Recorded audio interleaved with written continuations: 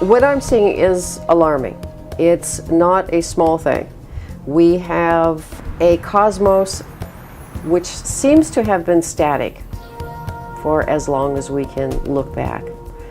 Having changed at least a couple times, one of them Noah's flood that we know of, historically documented, and the other through the Exodus, again was historically documented. Mm-hmm.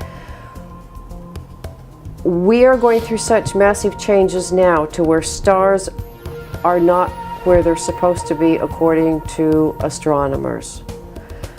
Our sun is not doing what it has always done, nor is it in its proper place. The moon, same thing. Not in its proper place, not in its proper position, its phases are off.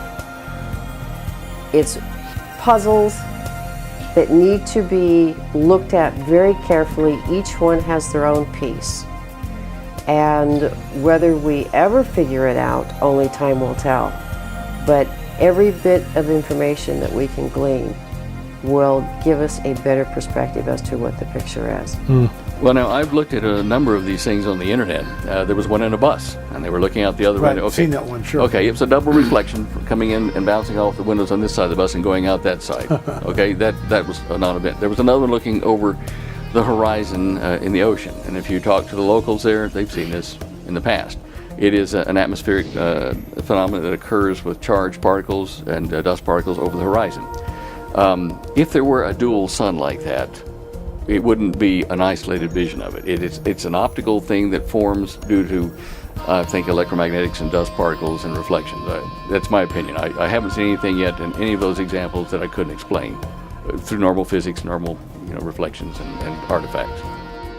When you have amateur astronomers, so to speak, or just observers, they'll make mistakes like shooting through a glass window. And today, if you have a double pane or triple pane, these are filled with gas. They're going to cause distortions. And so you're going to see a second sun, so is the camera. So it's not even an optic situation in the cameras.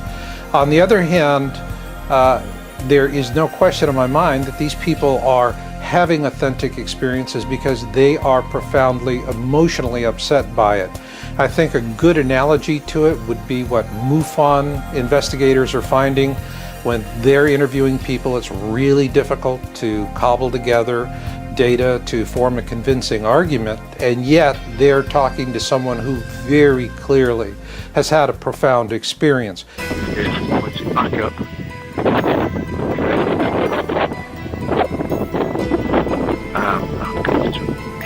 Yeah, you can definitely see it. There is something right next to the sun.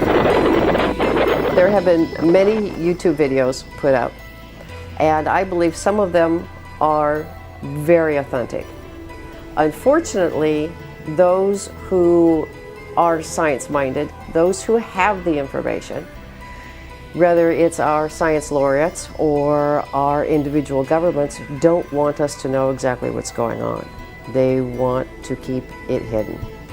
There are videos out there that I have researched. I have gone through countless images through the satellites. There are 9 of them that I use.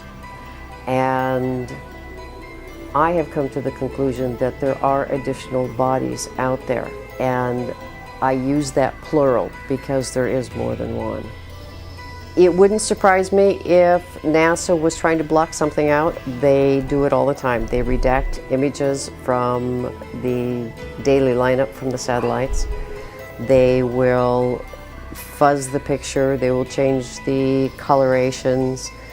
They will tweak the contrast. Anything to throw off or smudge or smear so we cannot get a clear picture as to what's going on. I come across that all the time. Mm-hmm. Mm-hmm. I have seen many images where things have been blocked out. There's so much intimidation and suppression right now for people spotting two suns images and reporting them, very analogous to the kind of suppression you see with people who are reporting UFO sightings. Stan, in this footage that we're looking at here, what do you think this is? Well, it's an object. I've looked at some of the similar shots of the earlier Core 2 images a couple years back, and there's a black circle like that goes around the back of the sun, just like this thing here, with it kind of looks like an elliptical orbit, and that is fairly convincingly the other satellite for the stereo pair, Core 1. But this one, and the edges of that black dot, that circle in that, were sharp, like somebody had taken a GIF pixelated, image and dropped it in on top of it. This, on the other hand, is it's fuzzy, which is what I would expect if it were a live thing in the image. What it is another thing, and I'll have to study this and tell you later. But the light for it being back here, for instance, my first thought is that when we see it here, it's illuminated here, but the right side of that object is illuminated from this side. And I don't see any position that could be where the sun is illuminating the back side of it.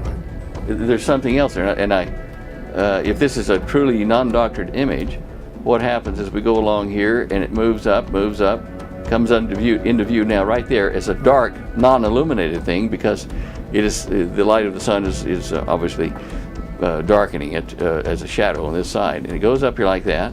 The date here is showing 24 and the hour is 12:18, 13:15. So we're talking about traversing all that in a couple days, which is pretty fast.